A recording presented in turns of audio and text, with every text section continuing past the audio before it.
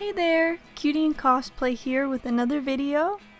If you remember from my past videos, I was doing a collection of stories based on my Nintendo consoles or experiences that I had involving my Nintendo consoles. So this video is the start of my stories involving Xbox consoles.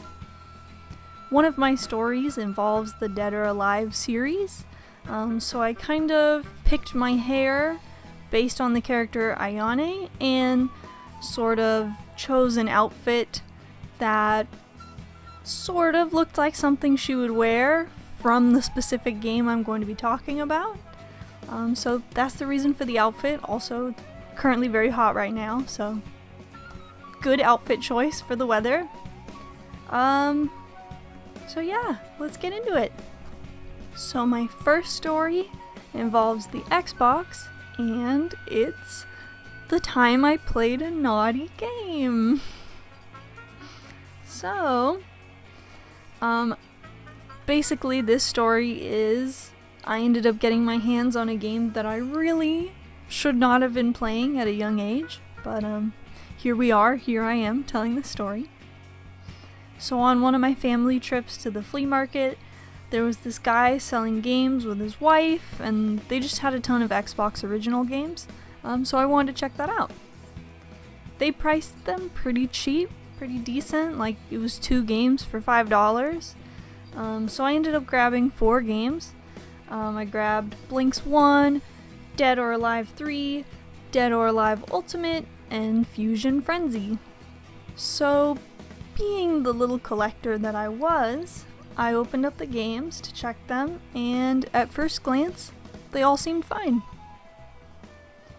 But what I did not realize was that Dead or Alive Ultimate was not actually Dead or Alive Ultimate. I saw the disc, and I recognized the girls on it, so I assumed it was Dead or Alive Ultimate. Why wouldn't it be, you know? But actually, it's a different Dead or Alive game that's known as Dead or Alive Xtreme Volley Ball. I remember putting in the game after playing Dead or Alive 3, and I was thinking to myself, why can't I fight the other girls? What's going on here? At the time, this game just flew completely over my head. I saw it as like a sports game with Dead or Alive characters. Yeah, just getting sporty, sure. I only played it that one time, and later on I sold it when I was going through my collection a few years ago. So I don't really know too much about that spin-off series, other than it was made for, let's say, other purposes. So my next story involves the Xbox 360, and I do have a couple of funny stories that involve my Xbox 360s, but I'll just stick to one for now. And this story is the first time I experienced the Red Ring of Death. So Xbox 360 was just fantastic when it came out. The graphics compared to PS2, GameCube, and even the original Xbox were just amazing. Even now, there's some 360 games that still look beautiful to me.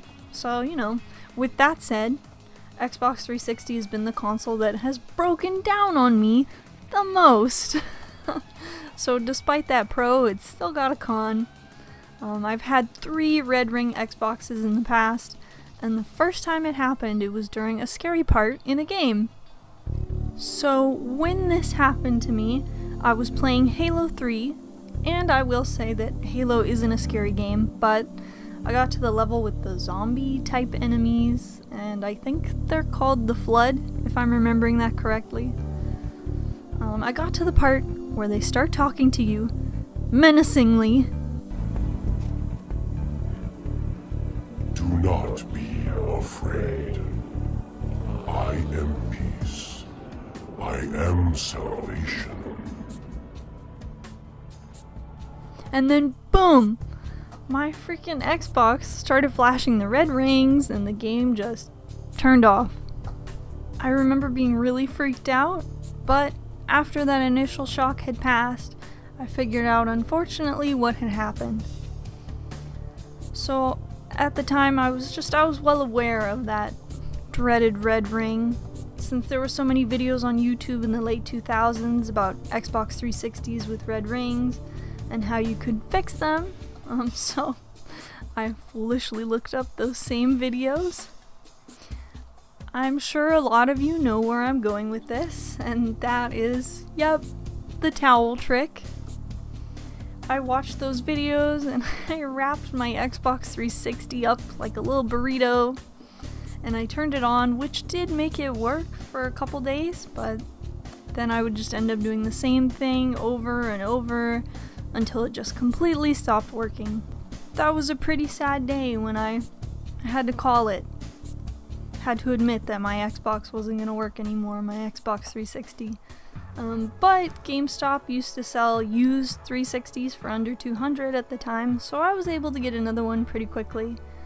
But man, I do not miss those days where I was just really stressed about how long I'd been playing my Xbox so that it wouldn't overheat again. Just, man, what a design flaw. But anyway, that's the story of my Xbox 360. So my last story is about the Xbox One, and this story is about how one single game made me buy a $400 console. So the Xbox One generation was the start of me not wanting to own every single console anymore.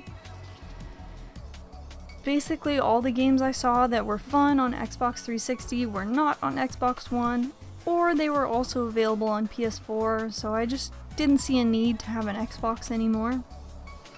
It really seemed like at the time all they cared about was sports and Connect 2, and I was turned off by that, and that's coming from someone that liked Connect 1, so. TV.